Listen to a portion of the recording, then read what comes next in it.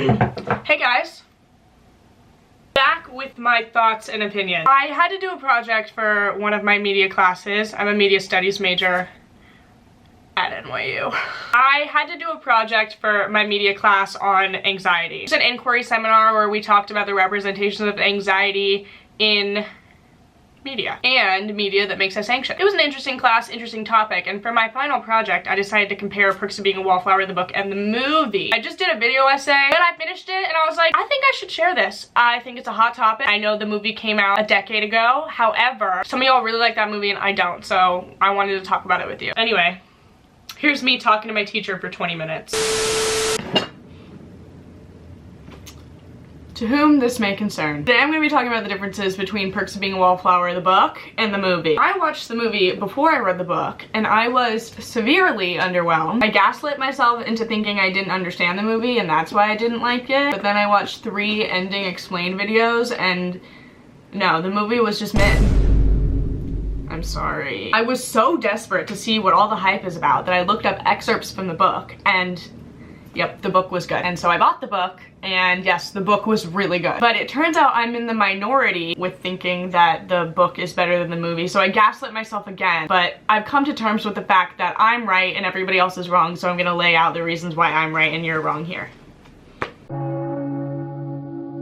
I'm gonna give you the synopsis. I am not worried about spoilers because the movie came out 12 years ago and the book came out in the literal 1900s. If you haven't seen it yet, I think you should just accept that you're not gonna see it and we can move on. Charlie is a freshman in high school. He's 15 instead of 14, presumably to make the fact that he is getting romantically involved with 18-year-olds more okay. It's not, it's still weird, but nobody else ever talks about that, so I'm not gonna go there today. So he's 15, he's a freshman, and the audience knows that the year before his freshman year of high school, his best friend Michael killed himself without leaving a note. And then we also know that when Charlie was 7, his aunt died in a car accident on the way to get her birthday presents for him.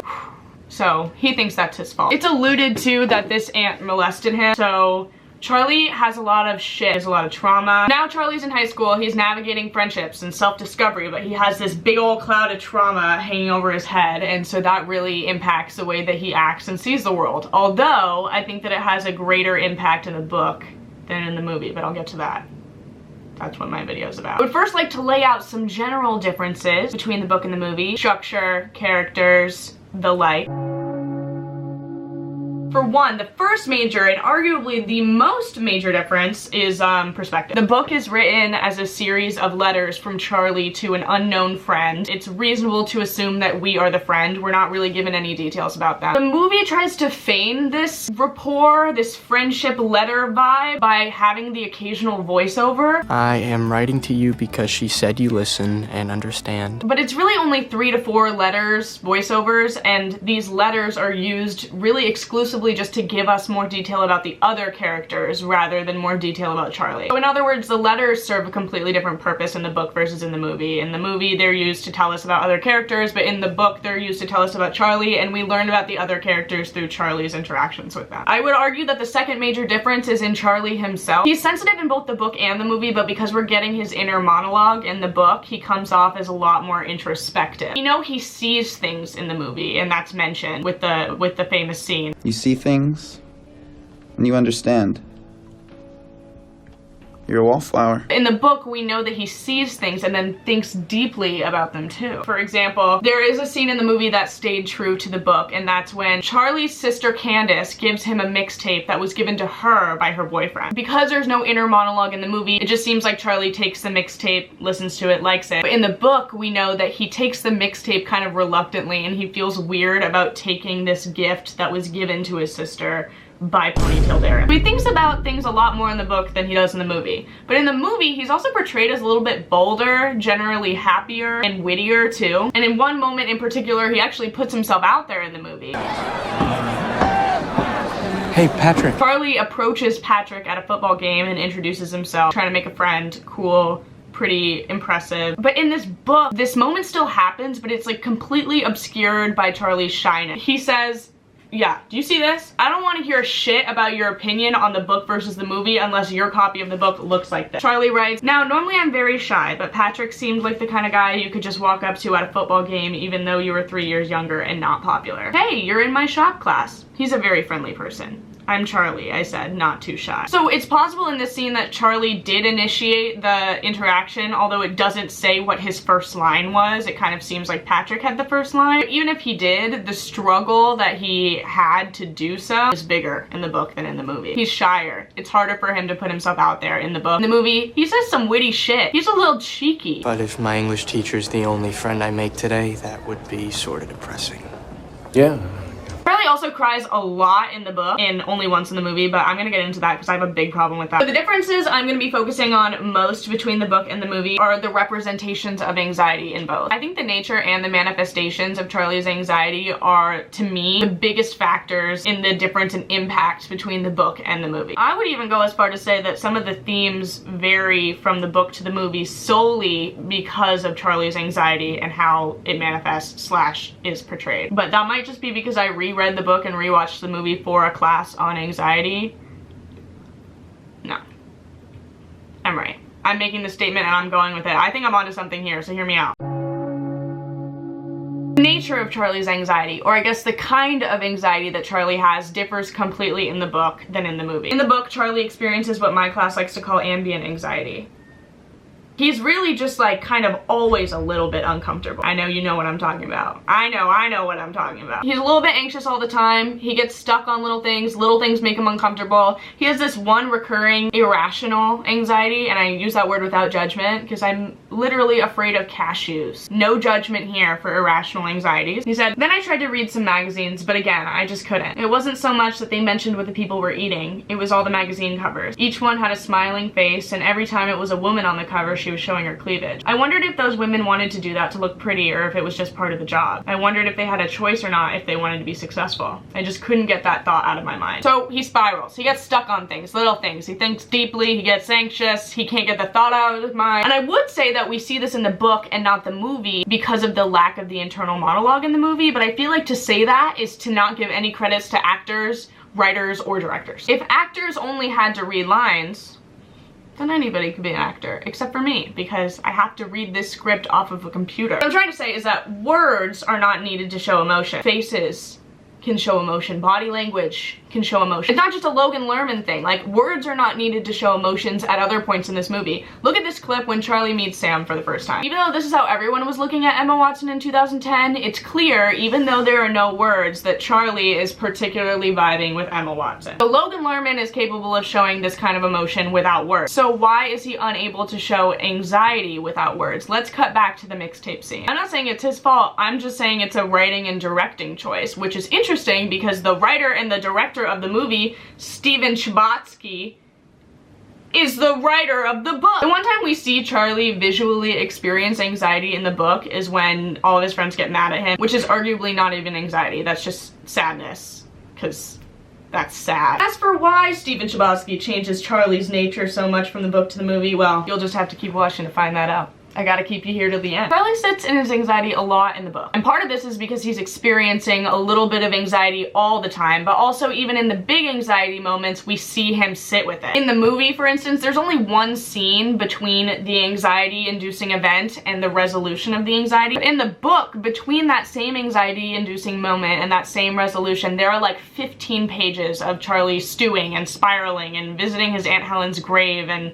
crying and shitting and vomiting, and not the last two, but I think that these differences change the impact of the message and of the story. In one, we're able to see a bit of ourselves in someone else. We know that when anxiety-provoking things happen, we usually have to sit in that. Like, there's usually not a resolution just one scene away. And it's cathartic to read Charlie doing the same thing. But this experience is completely downplayed in the movie. It's not at all implied that the resolution happens immediately after the initial event. But Chbosky, he chooses to not show Charlie in between working through it. I just personally think this makes it much less relatable and much less truthful. However, maybe this is Chbosky's truth. Another difference in anxiety, I think existential anxiety lurks in the background of the book, whereas it does not in the movie. In the movie, Charlie doesn't really talk about Michael, his best friend, very much. It's mentioned once in a voiceover and then once in the actual movie, I'm pretty sure. And Michael's story is very simplified. We don't know why he killed himself in the movie. We know that in the book it was because of family problems. And the same thing kind of happens with Aunt Helen's story too, completely simplified. All we know is that she's his aunt, she died, she molested him.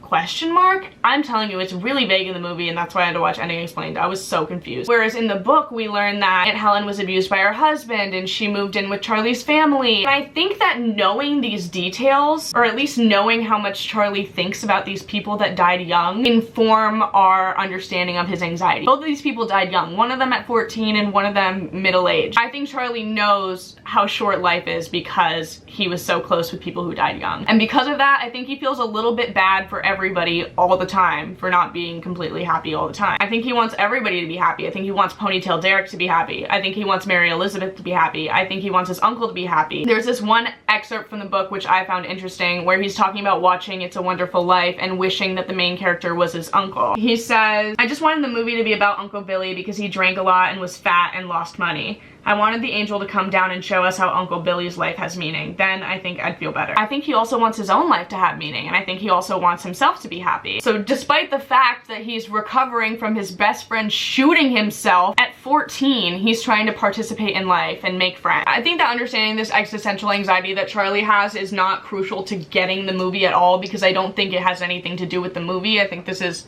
pretty particular to the book. But I'm mentioning this because I think the fact that this form of anxiety is included in the book and not the movie is part of the reason why I think the book is more impactful. I think it's an example of the book having a more comprehensive understanding of the main character. You know, in the book we see more of Charlie, and thus we understand that he has more nuanced symptoms of PTSD, which a lot of people say that he has, which he might, but it doesn't say that in the book. I feel like the representations of grief are more realistic in the book versus in the movie. In the movie, Aunt Helen is really only referenced through flashbacks, and it's flashbacks like of her dying. But in the book, we see Charlie grieving and thinking about her in many different ways. He even goes to her grave and makes a promise to her that he won't cry about anything stupid because he doesn't want him crying about her to mean any less. This is kind of just a side tangent, but I just think that Charlie's relationship with death is more realistic in the book, and I think his relationship with death impacts the lens through which he sees the world. Therefore, the lens varies between the book and the movie. But back to what I was saying about participating. Charlie's reasons for participating in the movie seem just a little bit more one-dimensional and superficial to me, whereas in the book, he wants to participate because he wants his life to have meaning, and he wants to make real, genuine connections with people, because that's what you have to do with your time on Earth. Seems like in the movie, like he just wants to make friends because he wants friends and he doesn't want to be lonely. I think he also wants friends and he doesn't want to be lonely in the book, but in the book, we learn why he wants friends and why he doesn't want to be lonely. Different angle because my makeshift tripod was not working. Okay, I think the severity of, I hate this angle so much more. So I think the severity of Charlie's anxiety is shown in two ways. For one, Charlie's low-key a delinquent in the book. It's so hard to imagine this guy chain smoking cigarettes. It's even harder to imagine him smoking weed every day. In the book, he resorts to various unhealthy coping mechanisms because he's so uncomfortable. He is looking to soothe his discomfort, his anxiety, his pain. I think that the fact that he is going so far to numb himself shows the severity of the discomfort that he's in, but in the movie, he doesn't do that stuff at all. He takes an edible once and he does acid once, but I did acid when I was 15 and I was perfectly mentally stable. Him doing this stuff in the movie was definitely spun as age appropriate, or at least age appropriate for the seniors that he was hanging out with. In the movie, he doesn't smoke and he doesn't smoke weed every day because he's clearly not as, well, for two reasons. I want to say the biggest one, because he is clearly just not as uncomfortable in the movie as he is in the book, but then there's also the whole like suitable for larger audiences thing, which I will get into. But he doesn't just engage in unhealthy coping mechanisms, he also does a few healthy things too, which brings me to my second thing. Charlie's a freaking wah-wah crybaby in the book. No judgment. That's real as fuck. Why is he not in the movie? Now I feel like I'm not movie worthy because Chbosky chose to take out the most relatable part of the book. I don't remember exactly what the numbers were. When I was rereading the book, Charlie had cried 3 times by like the 10th page. My theory is that consistent drug use like chain smoking and smoking weed every day is not suitable for larger audiences. But my question is, why does this movie need to be suitable for larger audiences? Why does this movie need to reach the biggest audience possible? What I think made the book a smashing success was that people really saw themselves in the rawness of the book. But then Chbosky made a medium rare ass movie. But maybe also Chbosky really wanted Emma Watson, and we know she's not going to do anything higher than PG-13, so I don't see why Charlie doesn't cry as much in the movie as he does in the book. I would get it if it went from 5 times in the book to 1 time in the movie, but it's literally like 15 plus times in the book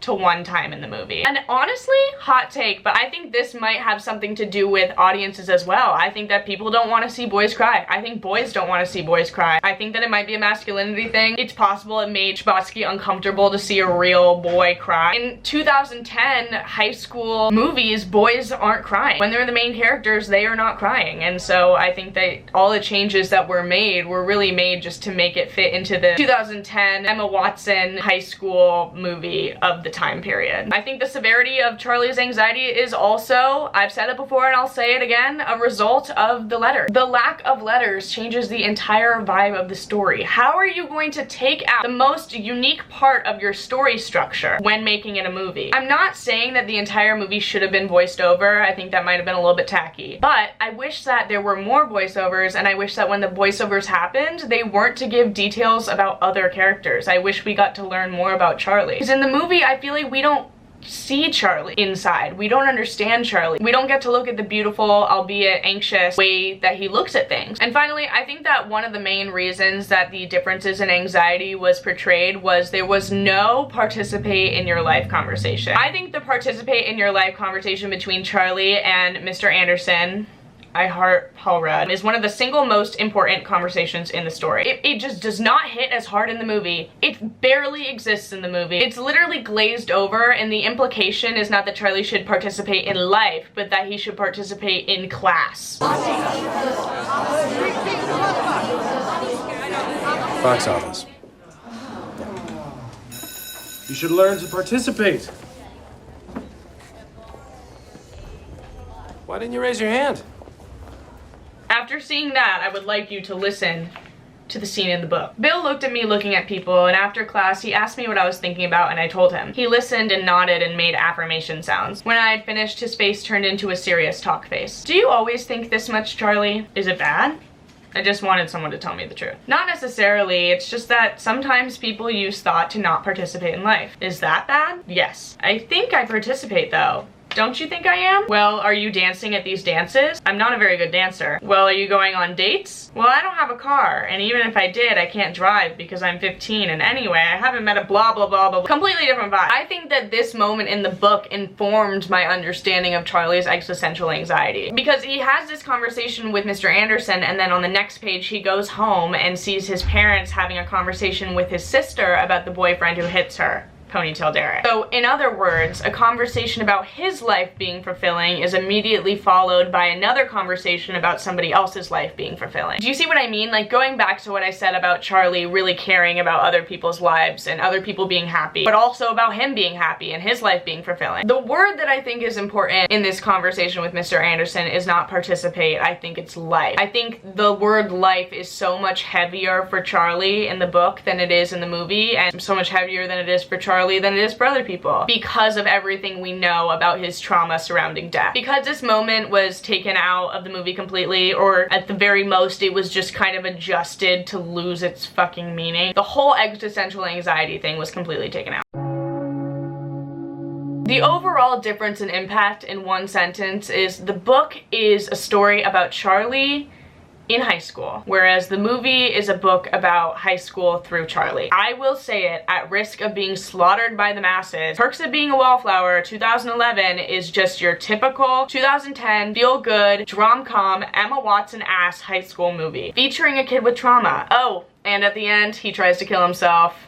Not so typical now, huh? No! I don't need another story about high school. I lived it. Not only did I live it, but everybody I know lived it. Not only did everybody I know live it, but the vast majority of Americans lived it. Not only did the vast majority of Americans live it, but there is so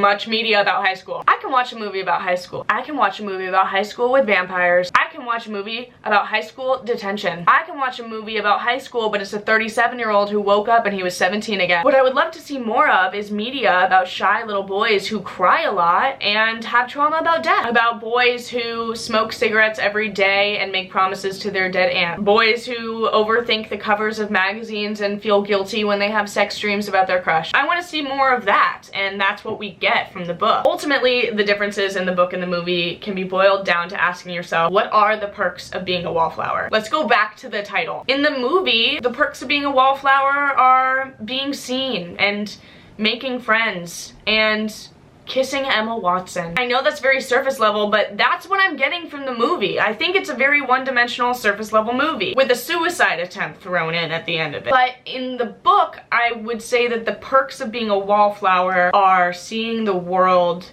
beautifully and through this trauma-informed lens. And the best part about the book is being able to also get to see life that way. The good, the bad, and the ugly. There are so many one-line bangers in the book just because Charlie thinks in such a unique, beautiful way. I'll read some. Page 53. I just hope I remember to tell myself that my kids are as happy as I look in my old photographs, and I hope that they believe me. Page 124. The movie itself was very interesting, but I didn't think it was very good because I didn't feel different when it was over. 139. I'd do anything not to talk about the bad memories with him, or be nostalgic about the bad things. What a profound, though brief, understanding of trauma and nostalgia about trauma. I just think the plot of the book is merely a vessel for us to learn about Charlie, whereas Charlie is just a vessel for us to learn about the plot that is high school in the movie. As a result, the themes of the movie are more basic.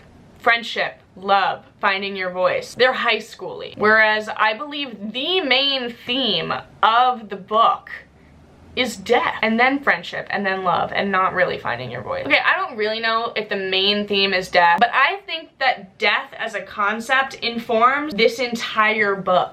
Listen, as with all media, and I will say this for the masses, your experience with a piece of media is going to be tinted by your experience with life. And so maybe I really like the book because I relate to Charlie a lot. Maybe I don't like the movie because I want more Charlie. I love the way that he thinks, and I love the way that Chbosky writes. I'm also an anxious gal, and I like an anxious guy, and my dad's dead, and we get more dead people in here. And my freshman year of high school was a living hell. Anyway, that is all from me. Thanks for watching.